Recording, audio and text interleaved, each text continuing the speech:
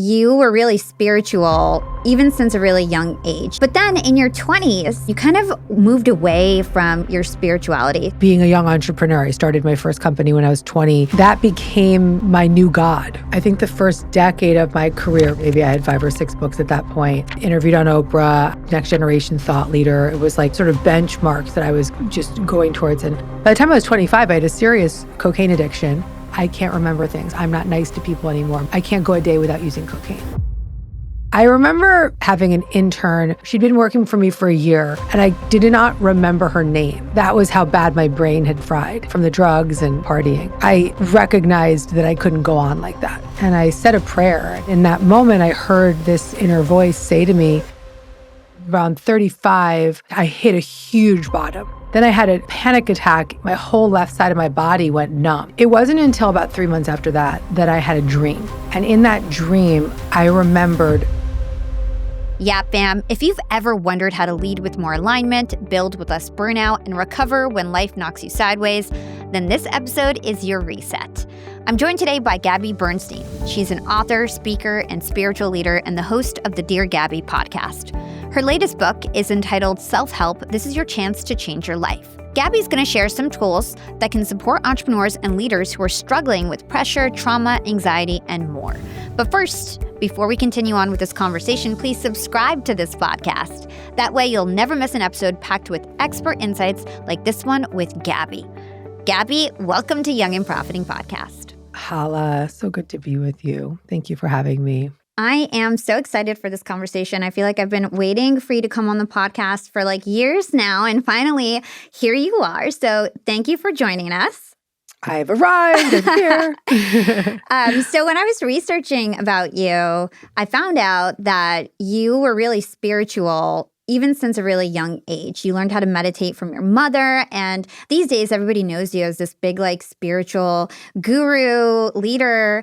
But then in your 20s, you got into the nightlife in New York City and you started a PR firm and you kind of moved away from your spirituality. So I want to ask you, why do you think you ended up moving away from it in your 20s, and how did you ultimately get back to it? Well, I definitely know that having a spiritual foundation as a child was really crucial for me in my life as the through line of my life.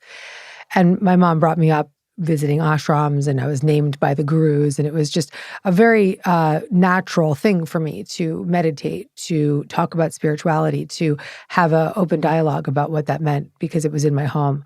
But by the time I was in my 20s, I was really looking for my self-worth in all the wrong places. Being a young entrepreneur, I started my first company when I was 20, and I was representing nightclubs as a publicist, and that became my new God, really. It was like, let me get past the velvet ropes, say Gabby at the door.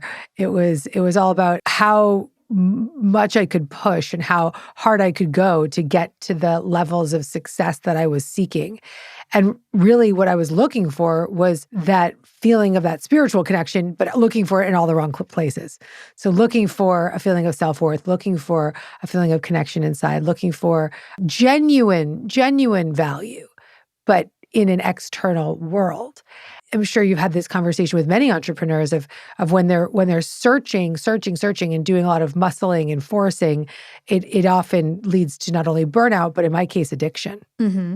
And so that outside search became so extreme that now it wasn't just about workaholism or trying to be seen or trying to force myself into the best rooms or the best locations, but it started to turn into using drugs and alcohol to start to kind of numb that void inside. By the time I was 25, I had a serious cocaine addiction and was my own boss, right? So I'd been running my PR business for 5 years, and I had a business partner, but I was the one bringing in all the business, Hala. So like I kind of ran the shots, right? I could be like, I'm showing up at noon and who gives a shit, right? I'm here when I want to be here. And I remember being at my desk and having an intern, and I didn't remember, she'd been working for me for a year, and I did not remember her name. Like that was how bad my brain had fried from the drugs and from the partying. And then I just started getting to a very dark place of just being mean and just even though my external circumstances were still functioning, right? It was like a very high functioning addiction where I was still making money. I was still having success. But my successes were in this really dark place of the nightlife scene. By the grace of God, I got myself sober. So October 2nd of 2005, I recognized that I couldn't go on like that. And I said a prayer and I just to return to my spiritual roots. And I said, God, universe, whoever's out there, I need a miracle. And in that moment, I heard this inner voice say to me, you can get clean and live a life beyond your wildest dreams. That was the day I got clean. It's been almost 20 years now. And in that 20 years, I've just gone headfirst into what it means to live a spiritual life and live a life of faith and trust that there is a presence of energetic support within us and around us, and use the power of spiritual principles as a guiding force in my career and in my life. I just spoke to Rachel Hollis a couple days ago, and she's got this new book, and she talks about this never again principle. And basically, it's like a line in the sand moment where you tell yourself, never again, I'm going to break this pattern. And it's a promise to yourself, and it's a way to strengthen your self-integrity so that you never do the thing that you decided, like, this is the day I'm never doing this again. So it reminded me of that. And I'm just curious, like, I'm sure you wanted to quit drugs before that moment. So why do you think that was your line in the sand, never again moment? I remember having this psychic reading about 5 months before I got sober. And the psychic said to me, you're struggling with drugs and alcohol. And I was like, it's not that bad, and then she said, well, you're going to have two choices in this lifetime. You can stay on the path that you're on and we'll really struggle, or you can get sober and make a major impact on the world. And I had this cassette tape recording. I kid you not. I'm 45 now, so we're really dating 20 years back.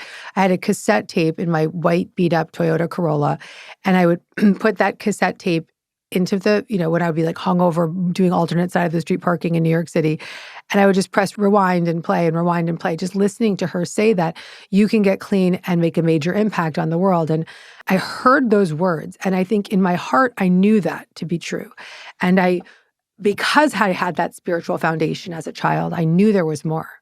And even in the midst of my addiction, I had these stacks of self-help books next to my bed. And I had big dreams and visions of a career, but really a mission.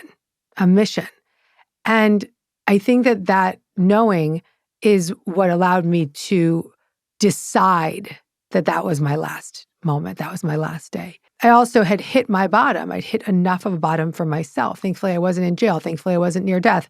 I mean, who knows? You could have gotten there. But at this stage in my life, I was at my bottom. And my bottom was, I can't remember things. My bottom was, I'm not nice to people anymore. My bottom was, I can't go a day without using cocaine. And that was enough of a bottom for me to make that decision. Your vision of your career, did you think about writing books and speaking? Did you know that was the path that you wanted to take, or did that unfold more organically? I always knew. I always knew. When I was 14, I was the president of the Jewish youth group in my community, and it was the regional youth group. So I'd lead like hundreds of kids through these like spiritual weekends at the temple. And when I was in my drug and alcohol addiction, I would have these after hours parties, and they'd have these books next to my bed, like, all these spiritual books of Wayne Dyer and Louise Hay. And I would tell the people that I was doing drugs with, I'd be like, I'm going to be a motivational speaker and a self-help book author. And they'd be like, nice fucking try. But I knew that this is what I wanted to do. And I had been introduced to all these teachers like Louise Hay and Wayne Dyer and my predecessors, and who then became my friends and mentors and publisher. And that was what I knew I was here to do. So you just manifested it. You also hustled. You hustled really, really hard from 25 to 35. You wrote 5 books. You were named by Oprah as like one of these like really important people to listen to and all these kinds of things. When you were hustling, what kind of season were you internally? Like, what were you dealing with internally? Were you completely recovered and who you are today, or what was it like for you? No, I was not recovered at all. I think the first decade of my career from 25 to 35, you said it about right by that point, maybe I had 5 or 6 books at that point. I had been interviewed on Oprah. Next generation thought leader. It was like the sort of benchmarks that I was just going towards. And a lot of that happened quite effortlessly because I was in the service of the work I was doing. And that all was working, right? So the successes were there because I was in the joy and the light of my work. But all the while, I was having extreme anxiety, extreme workaholism, extreme issues around the belief that if I don't do it, nobody else is going to do it. So just doing, and trying to control everything, and real controller aspects of myself driving my life, and major gastro issues, just constantly in physical pain. Couldn't had the inability to be present. And it was up until I was 36 that this was such an extreme problem for me. I remember around 35 when my husband left his job at JP Morgan to come work with me because my career was skyrocketing and he's a lawyer and he was a banker, and I needed that foundation, right? I needed that. Everyone deserves a Zach if you're an entrepreneur. And so he came to work with me. It was like around the same time that we were family planning and trying to have a child. And I hit a huge bottom where I started saying very regularly, I can't go on like this. I can't go on like this. I can't go on like this. And then I had a panic attack in a yoga class where I was doing Kundalini yoga and my whole left side of my body went numb. And I thought, I called the doctor. The doctor's like, well, this could be MS, or like they just started like scaring the shit out of me. And I did all these MRIs. Everything was fine. And she said, you're having panic attacks. Like you're sending your body into these psychosomatic conditions, right? You're having psychosomatic condition. And it wasn't until about 3 months after that I had a dream. And in that dream, I remembered abuse from my childhood. And it was a dissociated memory that I tucked away, that I had shut down. And it made so much sense to me when as terrifying as it was to recall this memory, and as earth-shattering as it was tremendous relief because I knew now. I said, okay, that's what I'm running from. That's what I've been drinking over. That's what I've been using over. That's what I've been loving over. That's what I've been eating over. That's what I've been starving over. That's what I've been working over. And recognizing that core wound as the impetus for my addictions and for the reasons that I was running. And that was a turning point in my life. It was interesting. My big turning points were 25 and then 36, like these decade moments. And in fact, a decade later now, at 45, I'm having another turning point. I think it's these decades. I think it takes me about 10 years to get to the up level. But here I am, and so I spent the last decade up until this point doing extraordinary trauma recovery, just transformational trauma healing, babe. Like the greatest accomplishment of my fucking life is the work I've done on myself. And to get to a place now where I feel so safe inside, and I've unburdened the belief that if I don't do it, nobody else will. And I really have the ability to lead with more clarity and lead with more confidence and get my needs met by just asking for it. And just being able to be in this foundational energy where an entrepreneur must be in order to grow and excel, which is just unburdened from the younger parts of myself that were so protective for so long. IFS, something that you talk about a lot now, internal family systems, was a big part of you actually uncovering that memory. Is that right? Well, actually, yes. It was the therapy that I was doing at that time. And I've been doing it now for about a decade, yeah. And it was also what has been probably the greatest therapy in my trauma recovery. It's called internal family systems therapy.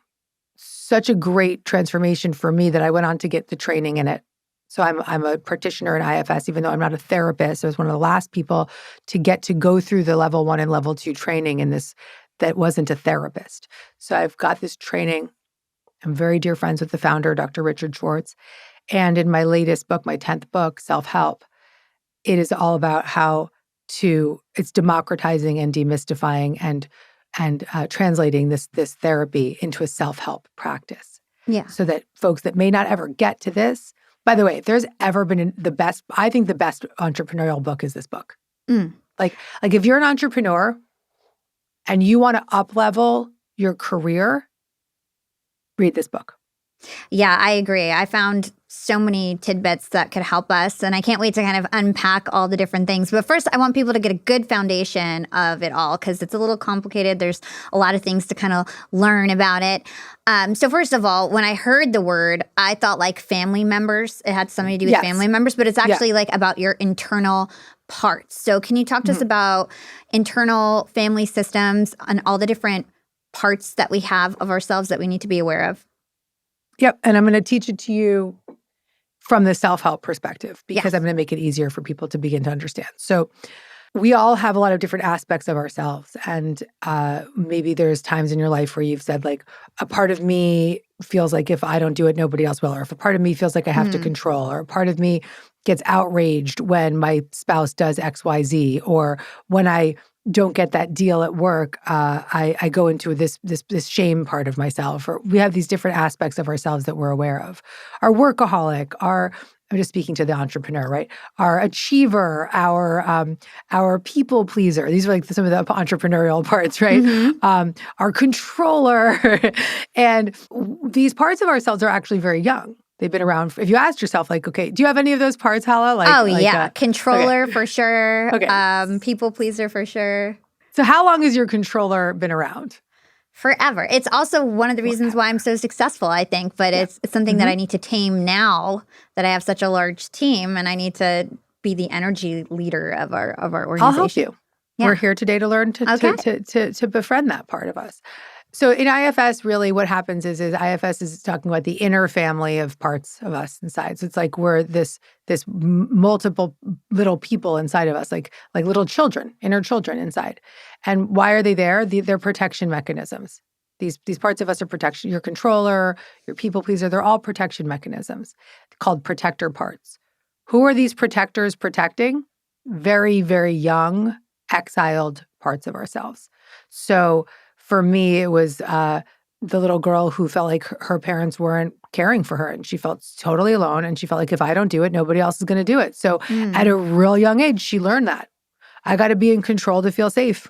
If I'm not in control, I will die. Literally, that was like the inner dialogue. Or the people pleaser might be like, well, I have to make sure everybody else is okay so that I'm still loved. These are young moments in time where we experience trauma, big T or small T trauma.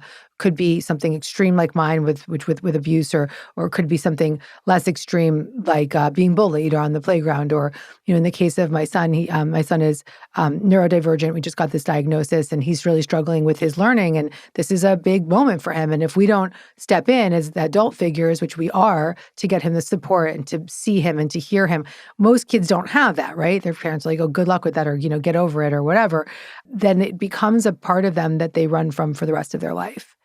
And so we've been running, all of us have been running for our lives, protecting ourselves from these impermissible experiences from our childhood. And so the goal of IFS, and particularly self-help, is to befriend these younger parts of ourselves and to help these protection mechanisms feel calmer. And remember, I was saying earlier, like now I can lead my team from a place that's less controlling, from a place that's clear, from a place that's courageous and confident and calm. So what I am now is a self-led leader. And this is what's called self in IFS. Self is an energy inside of us. Self is the presence of that calmness in us, the courage that we have, the compassion we have, the confidence, the clarity, these C qualities, the creativity. So Hala, when you're like, designing your next, podcast, and you're just like in it and you're super, and time is flying and you're not thinking and just stuff is super creative, that's self, right?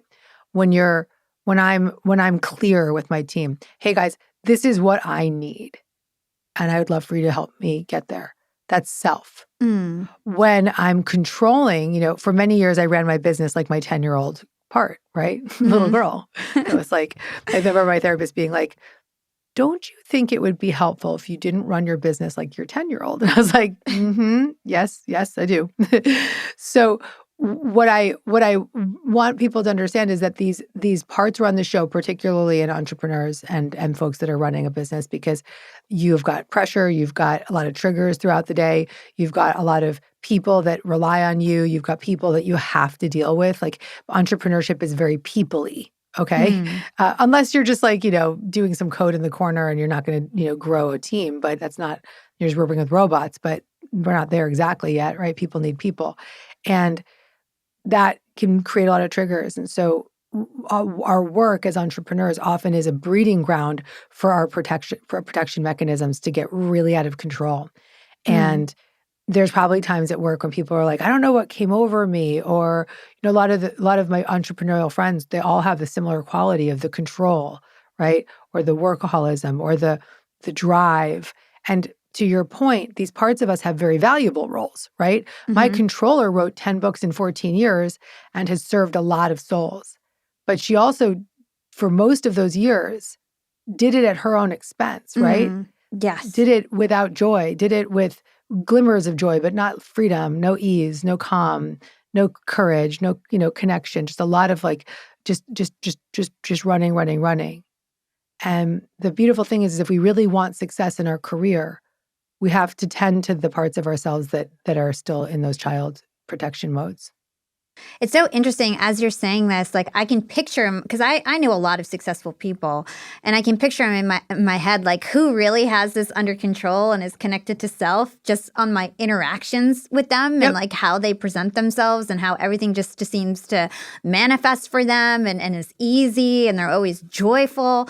Whereas there's other folks that I know that are still in this controller mode and seem like they're controlled by all their little traumas from when they were Yeah. children.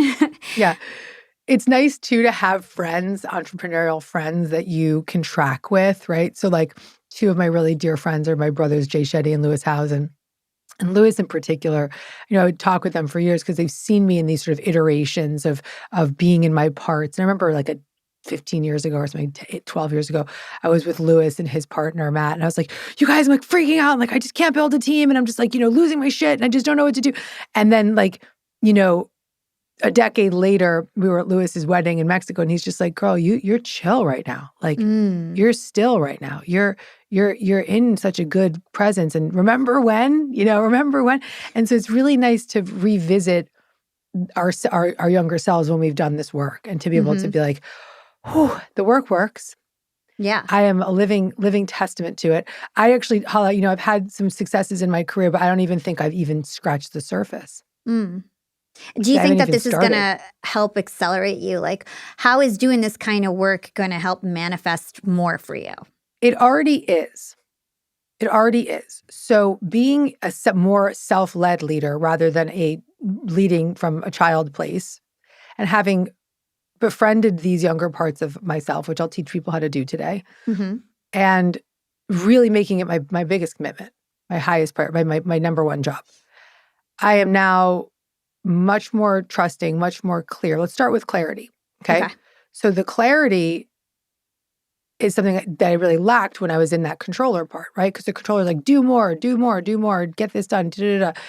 And the clarity's emerged so greatly that I was able to step back and say, whoa, my energy is being focused in the wrong place. Or I have to tweak the team so that I get the support that I need. Unburdening the part of myself that believed if I don't do it, nobody else will, has now put me into a place where I have so much confidence saying, you got to do the work, guys, Mm. like this is what I need. Here's the clarity and here's the courage and the confidence to say, I need it. And Mm. if you can't do it, I love you, God bless you, but this ain't going to work, right? Mhm. And so that's a different energy.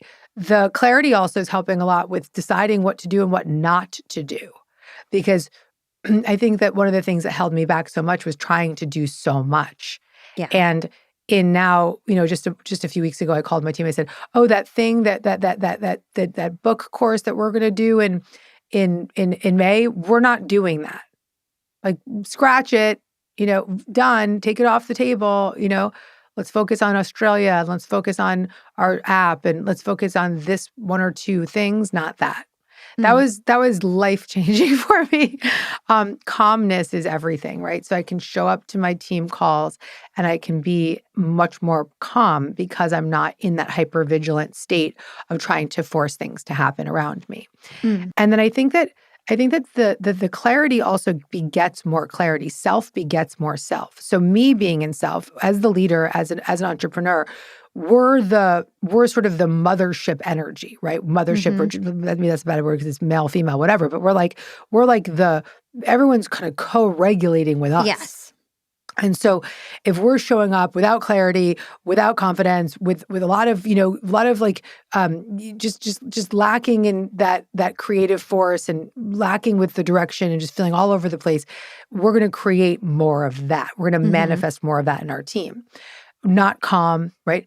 If we start to feel calm inside, we start to believe and know we're truly taken care of, that we can ask for what we need. We can have the courage to speak up. We can have the confidence to lead in the ways that we know we should, the clarity to make the right choices. The team starts to open up to their self energy. Self begets more self. And so they feel more calm. They are more clear. They can stick to the plan, right? I also put my big girl pants on, right? I was like, I realized I was the one I've been waiting for. I kept being like, maybe my CEO husband's going to step up. No, it's like, no, my CEO energy's got to step up, right? Or like maybe my chief of staff is going to fix all this. No, I'm the one to fix this, right? And so what did I do? We use OKRs at our company. I went in, I went hard into the OKRs. I was like, the tagline of OKRs is like, if your team isn't sick of talking about OKRs, then you haven't really even begun talking about OKRs. So they hate it. I'm like, every week I'm like, let's go back to the annual OKRs. Let's go back to the quarterly OKRs. Like, are we on track? Does everybody memorize the OKRs? Do we know what our goals are? Do we know what our key results are? Are we tracking people? And realizing that I was the one I've been waiting for allowed me to become my own internal parent, right? My own internal CEO, step up, do the great things that I need to do. And then as a result, do so much less, Hala. Because now I'm getting my needs met. People are able to do the work because I've asked them to. Yeah. Because I've created the plan. Because I'm not, just pissed off that no one's reading my mind. I love that. I mean, you're speaking directly to me. I'm like, I really need to take heed to all of this. And because when you're running a big company, it can get easy to kind of just point fingers and be like, do this, do that, do this. And especially as things get bigger and bigger and you're not on the ground as much as you used to, it's easy to kind of just feel like directing everybody from afar instead of just being super clear on the plan. And you were just referring, just so everybody is clear, you were referring to the 8 essential qualities known as the 8 C's that self has. That's right. Right? Yes, so that's curiosity, calmness, connectedness, clarity, compassion, creativity, courage, and confidence. And let me define what self, and that's why the book is called Self-Help, because when you start to turn inward, you start to tend and give curiosity and compassion and connection through my 4-step practice. You give this curious inquiry, which we can do together, towards these younger parts. And as you start to offer them that connection, self, the energy of self, that inner teacher, that internal parent, it starts to emerge naturally. Okay? So what happens is, I'm not going to even talk too much about it because you're going to experience it. I want to do it with you. Okay. But self, there's a beautiful quote in the book that's from an IFS practitioner called Stephen Kranz. And he says that self is like the sun behind the clouds. And when the clouds begin to dissipate, the self energy of the sun can emerge naturally. So it's already here. The adult resource, undamaged self, the part of us, the essence of who we are, the God within us, the love within us, the creativity, the spirit, the confidence, the courage, it's here. We've just built up these protection mechanisms that have been masking it like the clouds. And so this is about calming and connecting and compassionately connecting to these protection mechanisms so that self can emerge naturally. Okay. So let's do this exercise. Wait, let's do it. What part would you like to work with? You mentioned 2 already, the controller. You mentioned the people pleaser. Is there Let's do controller because I feel like that is probably the most one that I have. And all female entrepreneurs that I am friends with, most, we all have such a similar through line. And I just know this part so intimately. So I'm excited to help her. Okay. Or I don't want to gender the part. Sometimes they don't have a gender, sort of like an energy or something. Okay. So look, we're going to do it with Hala. And then if you're listening, you can kind of follow along or you can come back and do it on your own with the book. But here we are. So the first step, Hala, is to choose to check in with the part. And the thing that happens often is when the controller is activated, let's say somebody didn't do something at work. What activates the controller in your life? Somebody did something wrong, like didn't do what they were supposed to do or missed something or already said it 3 times. And Okay. Somebody does something wrong, the controller gets activated. What happens is often I'll just speak for myself, become blended with the controller, and then we double down on the control. We check out, right? We literally like check out. And so the point of the first step is instead of checking out with the controller, we choose to check in. Okay. So knowing that there is a beat that we can take, just a little pattern interrupt, and that's the first step. Choose to turn your attention inward. That's number one. We've already done that because you said I want to check in with the controller. Okay. Okay. Step 2 is curiosity. So I'm just going to ask you, you can keep your eyes open, closed, whatever feels good for you. And just for a few moments, just notice where that controller energy lives inside of you. Where does it live in your body? My stomach. Mm-hmm. Okay. Is there any shape or color attached to it? Probably red, I guess. Yeah. And if there's any images or thoughts or sensations connected to it, you can just ask it some curiosity questions. What else do you want me to know? I don't know. I think it's a result of, I don't know if you're asking this, but I feel like it's probably because I just always have to work so hard for everything. Okay, so it's saying I feel like I have to work so hard for everything. Thank you, okay. And how long has that part been around? Forever. Yeah. Do you feel you have a little connection to it right now? Yes. Are there any images that come to mind when you think about this part? When you tap into it?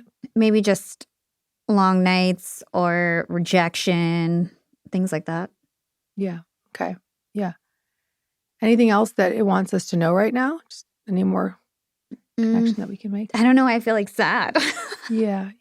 That's real. Probably just working really hard. I don't know. Just for a long time. Yeah. This part's been working really hard for a long, long time. Yeah, I understand. Can you connect a little closer to that part right now in this third step and compassionately connect? And just now you have such nice access to it. Can you ask that part, what does it need? What does it need right now? Better support from the team. Mm-hmm. Anything else? More organization, maybe. Okay. A vacation. Support, a vacation, a break. Yeah. Yeah. Okay. Can you put your hand on your belly where you feel it and just give it some breath right now? So take a really deep belly breath in, Hala, and just extend your diaphragm. And then just let it go. And just connecting to this part, just let it know that I see it and that you see it, right? That we're with it right now. Also that I really, really can have a lot of compassion and understanding because I've been there too. I understand that part a lot. Okay. And now with another deep breath, take one more deep breath. How do you feel right now? Good. Checking in. Not sad anymore. Okay. How does that part feel inside of you? Good. More, you feel a little more resolved, I guess. Just more calm? More calm, yeah. Yeah. A little clarity about it? Yeah. Yeah. Yeah. Yeah. Are you a little bit more curious about it maybe? Like, would you like to get to know more about it? Yeah. Okay. Do you have a compassion for it? Sounds like you did when you got sad a little bit. Yeah, definitely. Yeah. Some compassion to it. And maybe some confidence to get to know it a little bit more. Yeah. Mm-hmm. For sure. Yeah. And you felt a lot of connection to it. I mean, I saw it in your whole physical body. Oh, 100%. Yeah. A lot of self-energy here, Hala. So in those 4 steps, instead of checking out and going and overriding yourself and just going into control, we checked in. We gave the part, which is a little girl inside of you, or little person inside, girl. I don't know if it's gender or no gender, whatever, but it's a little part of you inside. And we gave it compassion, curiosity, connection. What do children who are distressed need? Good compassion. Parents. Oh, Curiosity. What did you say? Good parents. Good right. parents. Good parents. That's right. They need compassion, curiosity, and connection. They need good parents to co-regulate with them.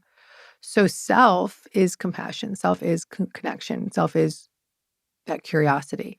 So these self-like qualities, offering them to this part, allowed the part to settle. And in that moment of settling, where you had a nice little cathartic release, you had some breath, you had compassion, you had connection emerge, clarity emerged, self energy emerged. Hala. Okay. The bottom line here, babe, is rinse and repeat. Every time you have enough awareness of that part, so the next time you notice, oh shit, the controller is here, I want you to challenge yourself to say, guys, I'm going to step away for a second, okay? Mm-hmm. And then I'm going to give you my app, because in the app I can take you through this like a meditation. You don't have to do it yourself, but you could also do it with the book. And I want you to take yourself, let me take you through the 4 steps, or take yourself through the 4 steps. And then access a little self through the 4 steps, and then return to the team. Mm. That will change your career. So much better than doing like a stream of consciousness on Slack, you know? This I feel like will prevent a lot of that, you know, just kind of just rattling off what's in my brain. That's and being right. able to like step back and come back. And how would that impact your is this contagious with the team? Very. Yeah. You know, one of the things that I do with my team is what I'll do is I speak for my parts rather than as my parts as often as possible. Mm-hmm. So the other day I was like stepping on somebody's toes on a call, and the next day I was like, I noticed a part of me that was like a little controlling, stepping on your toes a bit. And I just wanted to speak for that, because I think that there's a part of me that still doesn't totally trust this new relationship with the paid team, or whatever it was. You know what I mean? And speaking for the part, right? And then what that does for them is it lets them start to use the language as well. And it allows me to, I have some team members where we'll talk about, we'll speak for our parts, right? So they'll be like, oh, part of me got really triggered here. But more importantly, the more self energy I show up with, the less activated their parts get and the more self they have. So it's not even like we have to deal with, because remember, we are the energy that they're regulating with. Mm-hmm. It's just the dynamic. There's no way around it, right? And so when we show up in self, we give them permission to be in self. Mm-hmm. And if they're not in self, our self energy can hold that and realize, okay, I'm not responsible for you, but I can acknowledge you Yeah. and have compassion towards you and have clarity to tell you, here's what we can do next, right? Yeah. So it's called self-led leadership. Mm. And I'm super passionate about this. I really want to teach as many entrepreneurs this style of living, but also the style of working, because I think that so many entrepreneurs are really good, doing good in the world. A lot of your podcasters that work with you, and just a lot of what you're doing, is really good people doing good work. And man, do we all need that access to self? Yeah. Let's go deeper on these protector parts and how to speak to them. So I know that there's managers, there's firefighters, and you say we should be speaking to these protector parts when we're checking in, right? Can you help us understand all of that? Yeah. So in IFS, there's different levels of protectors. And I don't really I explain it in the book, but I don't go too heavily into it, because these more extreme parts, like the firefighters, which is often the addicts, right? The suicidal ideation, the dissociation, the addict. That's a part that I would say you really want to work with in therapy, or in a 12-step program, or, in a recovery center, or things like this. But for the sake of your own self-help work, connect to what it's called managers, right? The protector parts of yourself that are sort of the day-to-day, always on kind of first responders. The controller in your case, or for me, the controller as well. The first responders, right? So maybe you have a first responder that's like the people pleaser, or the first responder that's like, that goes numbs out on YouTube, or the protection mechanisms that you have that are the ones that are around on a day-to-day basis. And that advice, I think, is very, very cautious, because it's not saying, oh, you're a drug addict, go start checking in with your drug addict part. It just might feel that part is too stuck in shame or too hard to access. And so I would say really doing that work with the therapist would be a better next step. Mm-hmm. So the managers are who we check in with, and the managers are the protection mechanisms that are the parts of us that are on high alert all day long. The ones that are just on repeat throughout the day. So let's talk about boundaries. What kind of role does boundaries play when it comes to protecting our energy, and how can we set them as entrepreneurs without having guilt? I'm going to sound a little bit like a broken record, but when you start to access more self inside, once again, remember you have more clarity. And Mm-hmm. so as you start to heal the burdened parts of yourself and you start to access more of that self energy, you are just more clear about what you need. And I can speak for this very authentically because I'm living it right now. Yeah.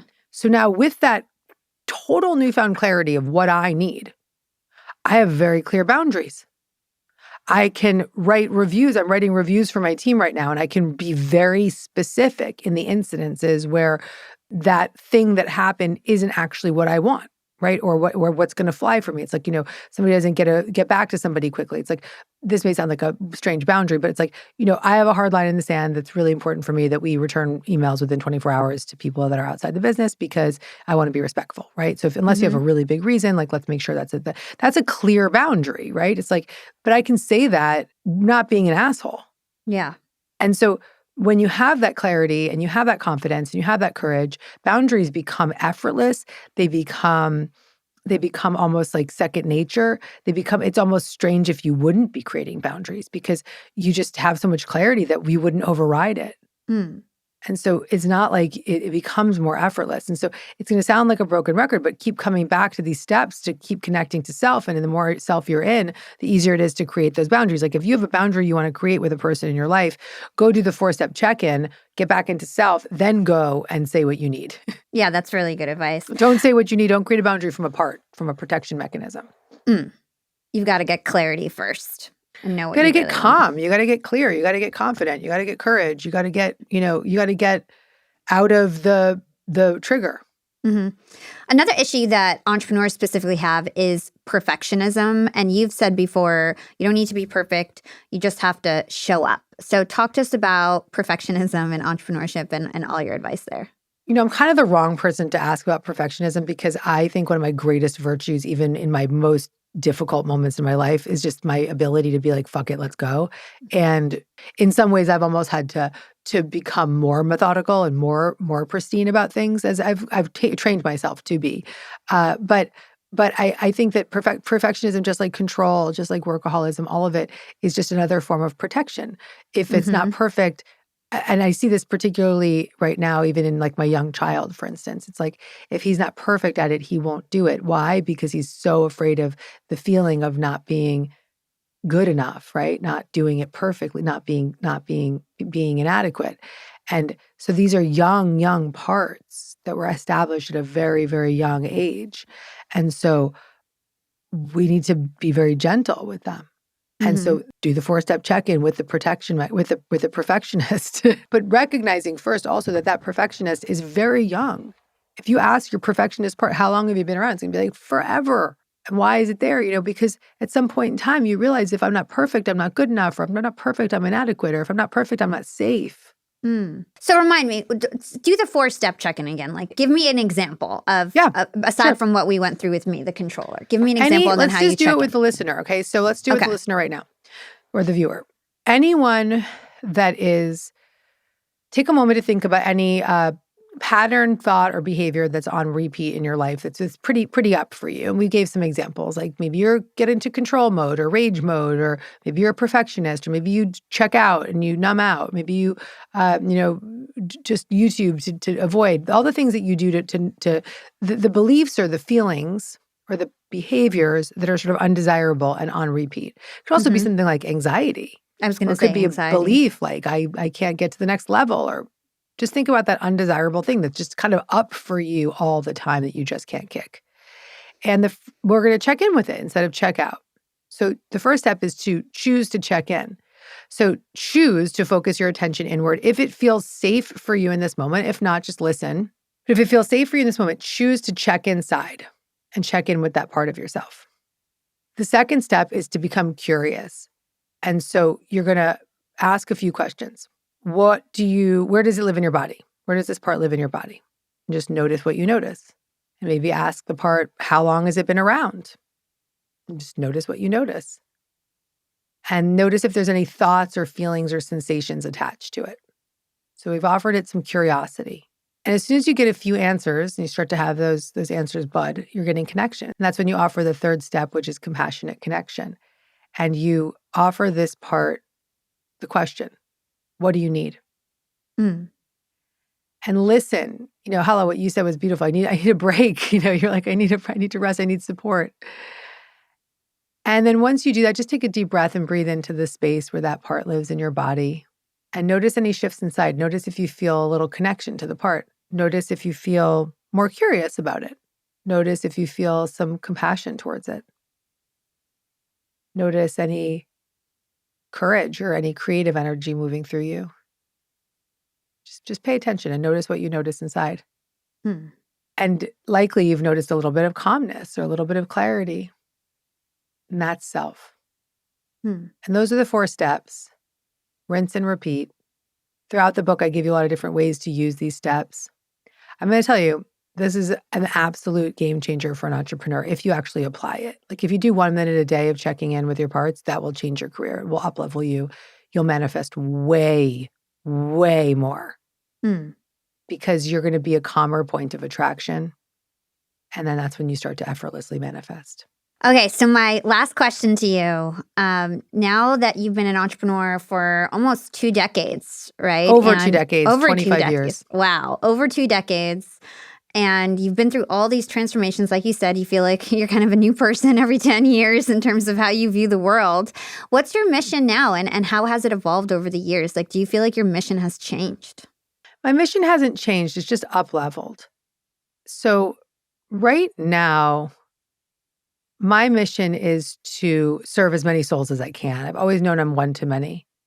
I am welcoming the support of the universe. I'm welcoming the support of the team. I'm welcoming all the energy within me and around me to create the environment with which I can effortlessly do my good work. Because my work is healing and it's a reminder to others of the light that is inside of them. And that is what's needed now to combat and to balance the energy of the times that we're living in. And it's very, very clear to me. So here right now, thank you, Hala, for being part of that. Just helping me carry the message, helping me do that in this moment. Of course. So I ask 2 questions to end my show with all of my guests. The first one is, what is one actionable thing our young and profiters can do today to become more profitable tomorrow? Check in with your parts. Check in. Do the 4 4-step check in. 4 We steps. did it a few times, so you guys are pros now. Go do Second it. one, which you can answer, doesn't have to do with today's episode, just answer it from the heart. What is your secret to profiting in life? Focusing on my inner world and healing myself. Feeling safe inside. Okay. Any last advice to the entrepreneurs out there today? You are the one you've been waiting for. Know that your energy and your sense of connection inside is the secret. Gabby, I know everybody can find you online. You're really easy to find, but where do you want to send everybody to as a first step? Well, the book is called Self-Help. This is your chance to change your life. You can find me at deargabby.com. My podcast is Dear Gabby at Gabby Bernstein on social. I'm all over the place. You'll find me. You'll find me if it's resonating. Awesome. Gabby, thank you so much for joining us today Thank you, on Young and Hala. Profiting. Such a good episode. Thanks.